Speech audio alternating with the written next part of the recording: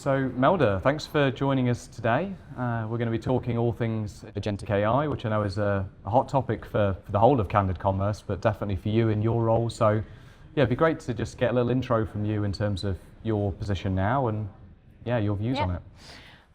So I'm Melda. I'm in the Magnum Ice Cream Company in the global team based in Amsterdam. I am leading digital commerce strategy for the category. So be it omnichannel, be it pure players, be it rapid delivery.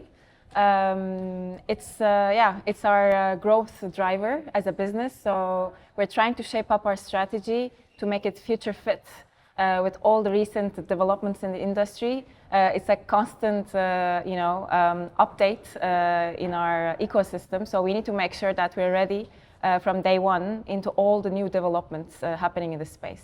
You know, in the last 6 months, I think we've spoken to, 50, 100 CPG leaders about AI. I think there's mixed feelings, probably 50-50 in terms of kind of opportunity and fear. And, what's your perspective on it? Are you excited about what it's going to bring? And, are there concerns that you've got? Yeah, I'm quite excited actually. I'm also curious to understand how the consumer adoption will happen in the upcoming years. But it's not just a new technology, but it's more about the consumer funnel kind of collapsing, like path to purchase collapsing. Yeah. Because from awareness to consideration to conversion, it's literally will be done by an AI bot. Absolutely. So that both the discovery of the product, the evaluation of the products, as well as the purchase side of the products will all be done by the AI bot. So it will be interesting to understand how the consumer journey will actually be shifting towards in the upcoming months and years. Sure. It's interesting because we always talk as advertisers, this one-click journey. We want to make sure that it's seamless as possible. And actually, Publicis mentions this in their white paper on agentic commerce. Sure. It will be shifting from one-click journey to zero-click journey. While currently it's about search, click, and purchase, it will be more about ask, answered, and purchased. It will be a complete shift in the dynamics. Be interesting to see across the categories how quickly that moves. And my take on that is even from personal experience, when I'm looking for bigger ticket kind of consumer electronics, white goods, I'm already going straight to AI for that, and kind of even going through to purchase via that. But in your category, which I imagine still a lot of the shop is done as part of a broader, bigger basket, do you think the adoption towards that trend is going to be slower, or do you think it's still going to it has so much different things that actually impact.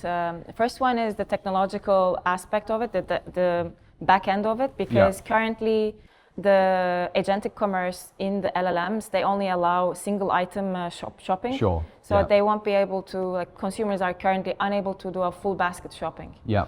So that's one side. But then, as I said, the consumer adoption of it will equally be very interesting to observe over the next few months and few years, because people might actually want to still go to their brick and mortar and touch and feel the products that they're buying and then put an ice cream in their basket, or they're actually quite already comfortable shopping from their e-commerce website, their e-retailer, and then just regularly do their shopping. So, but some people might not even have that even time, and then they just use these LLMs to have a voice, voice task. Let's say they prompt them to buy their regular grocery shopping, and it's interesting because more and more these retailers will be embedded into these LLMs networks. Let's say through different API connections. Now we see ChatGPT actually building ACP, the Agentic Commerce Protocol, and Google's AP2. So more and more these protocols will come up, and retailers will start being connected and being discoverable inside these LLMs. Our job will be to ensure that our product catalogs are in full over there, so that we increase our chances to be discoverable by the consumers who are doing their regular shopping. Absolutely, yeah. I was actually reading a stat the other day that 95% of the products that are bought up in ChatGPT have to have had a update in the content or the PDP within the last 3 months. So I think things like that are the kind of things that I think the brands need to be aware of right now in terms of their content. Yeah. Absolutely. No, there are certain things that we need to, I think, be ready already. Yeah. To be ready for that day one, which will come soon. Yes. And one of them, indeed, as you mentioned, is the content part. Is my content up to date? Sure. But it's not just being up to date. It's more about, currently we always optimize to SEO. Yeah. Is my content up to date to GEO, to generative engine optimized, or AEO, the answer engine optimized? And it doesn't necessarily mean the same thing. No. And there will still be people who will search our products. Yeah. And then there will be these AI bots who will actually find us in their memory. Yes. So how can I actually have my content relevant to both human and to a bot? So that will be the challenge of the future. Absolutely. I remember you were even talking about the kind of tactical application of like, bullets are used predominantly historically for the, catching the eye, whereas the, longer form content is more served up for the, exactly. Yeah. So how can I make sure my content is pickable by these AI bots? How can I make sure that it's as human friendly and quotable? We know that like LLMs love statistics and repeated quotes or expert views. Yes. We know that they love structure. So how can we restructure our content that would best fit to the needs of an AI bot, but without overwhelming the consumer who also comes to the same page, the product detail page, let's say, on a retailer. So it will be an interesting balance to find. Strike the balance, exactly. Yeah, 100%. I think the other side as well that I'd be interested in terms of your perspective and how you're preparing is, you mentioned at the start that, we've kind of got this zero-click journey. Now, that is quite kind of the antithesis of how a lot of the digital commerce teams have been tracking in terms of, where to put their next dollar and, which channels are, doing the best for them. How are you guys kind of thinking about what that will mean then in terms of kind of your evaluation of what's performing best? And, It's challenging. I mean, it's challenging and it's quite simple because advertising has a one simple rule: go where the eyeballs are. Yes. So wherever the traffic is, we need to be there. Yeah. Hence, if people are now shopping less on XYZ platforms and they are actually using different platforms to shop, then we need to make sure that our media strategy also shifts maybe towards that direction as well. But this is still very in the early stages to say like how we will actually adapt, because it's there's not much sponsored ad products available, let's say, at this point in time, and I'm sure it will come in the near future.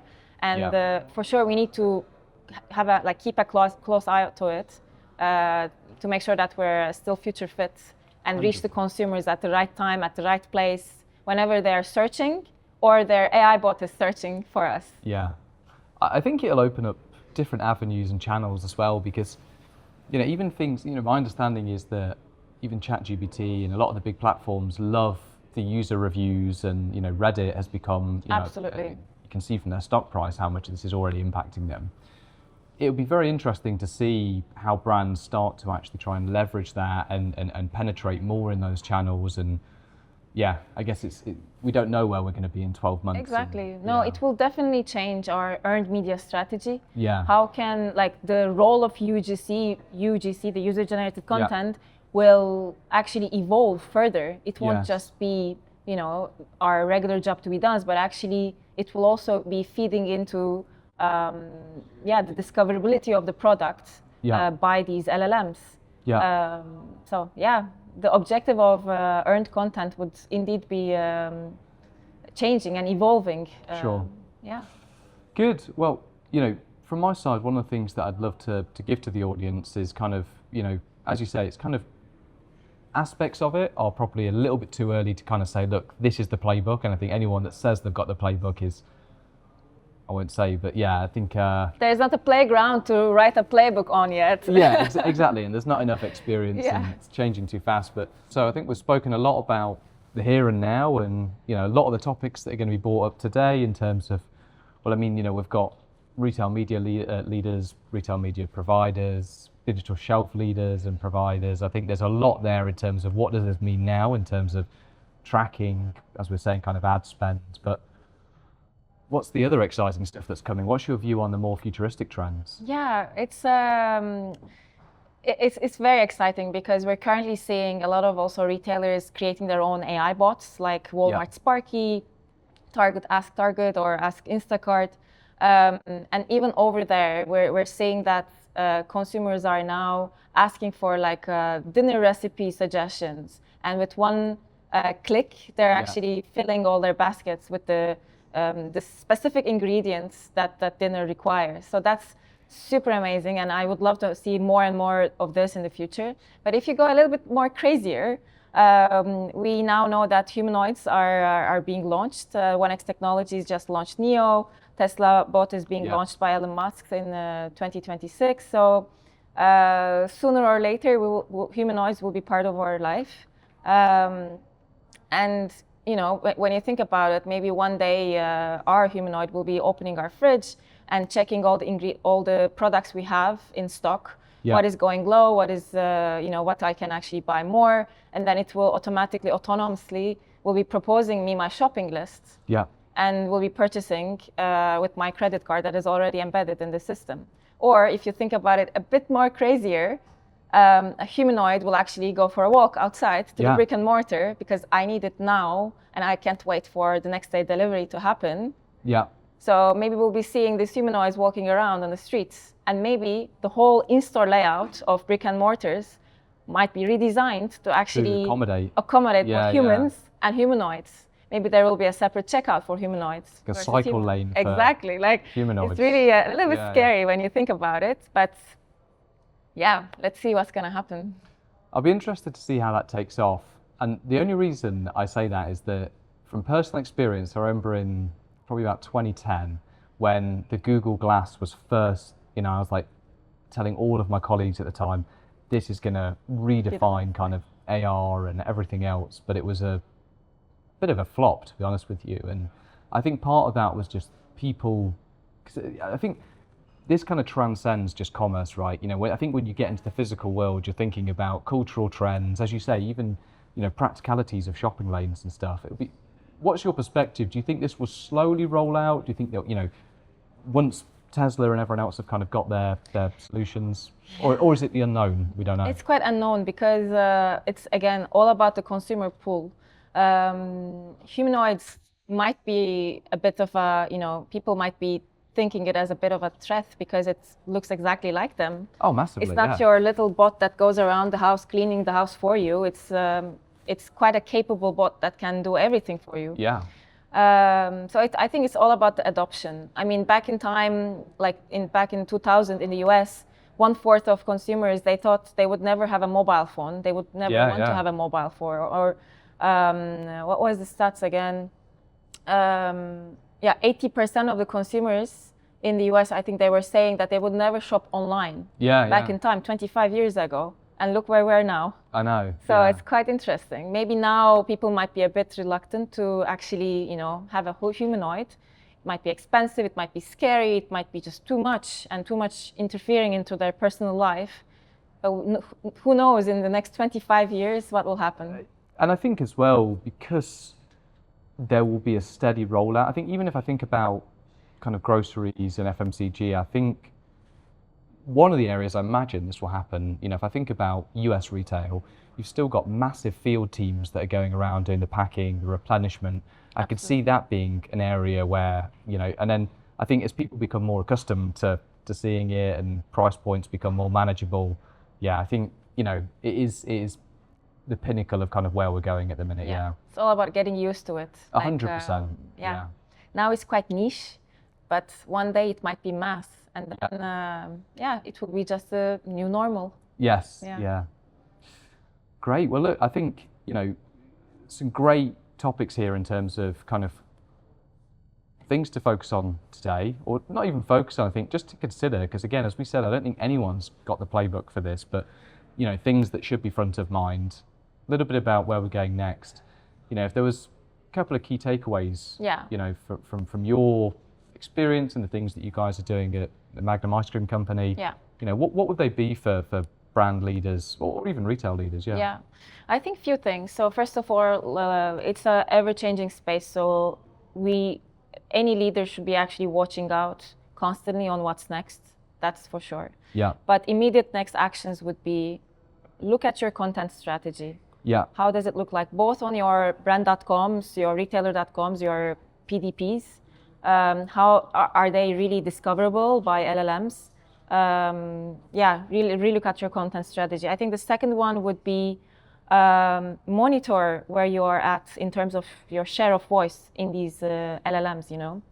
How is your current status? And maybe third one would be even to expand your current measurement framework with some different KPIs such as LLM referral traffic or share of voice in these apps and stuff. But especially if you have a D2C business, unlike us, make sure that you have these integrations happened with ChatGPT or Gemini or Grok through these protocols. Make sure your product catalogues are visible so that you're much more discoverable. And you're one of the first comers, Yes, absolutely. Because one thing we know is that whoever will actually get onto this trend fastest will actually win 100%. in the short term and in the long term as well. Very reminiscent of, I remember when I was working for a big kind of Amazon market share provider.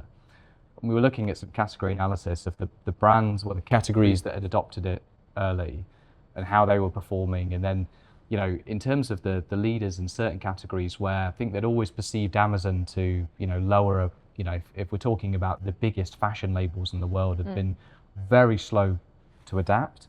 And therefore, actually, they were lagging when they were coming onto these platforms. So I think there's again, we've got this resurgence of the kind of first mover, the people that are, very kind of proactive in their strategy. Absolutely, absolutely. That's essential.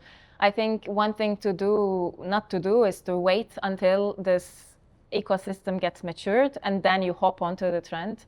And there will be different takes on it, like some retailers will be more skeptical and they will actually block, LLMs to scrape them, the web crawlers. They will block them, and then some of them will be actually already hopping on and collaborating. Yeah. So for sure, it will raise some risks to the advertising business of certain retailers, but it depends on how you see it, because if consumers are going towards these LLMs, would you want to be against it, or would you like to actually be part of it? We'll see. It's fun. Good. Lots of exciting stuff, and obviously we're going to hear a lot more later in the day for Candid Commerce. And my big takeaway from all of this is that, in speaking with yourself and folks at Lego, Crayola, Diageo, also the main retailers, is that there is no playbook, there is no silver bullet, but what's important right now is actually seeing the retail and CPG community come together to share ideas. And so Joe, who's been on the podcast before from Diageo, was saying he sees these things almost as therapy. I think there's been a lot of, lots of the companies are using similar solutions, whether it be for, Gen AI content, whether it's for analytics. And I think it's reassuring now as those kind of wars that we saw 10 years ago between the big CPGs and, as people are becoming more immersive and sharing and providing that thought leadership, it's good to kind of, hear that other people are having similar challenges or have, similar questions. So, that is the reason for the kind of launch of the brand today. The Kyn brand is who we are now. And, to anyone listening, if you do want to be part of events like this, you want to be, receiving the latest insights, then do join us at the Kyn community. Yeah, I fully agree, because these kind of events like Candid Commerce, it really brings the honest opinion of both CPGs and retailers into the hot topics of the industry, and it gives us a nice community feeling, which we can express ourselves very transparently and share ideas, share concerns. Yeah. And yeah, it gives us kind of like a little safe space for us to brainstorm together. Yeah, and also have a few glasses of champagne Yeah, at the why end. not? Exactly. Fantastic. Well, thank you so much. Thank and you. yeah, looking forward to you speak later. Thank you.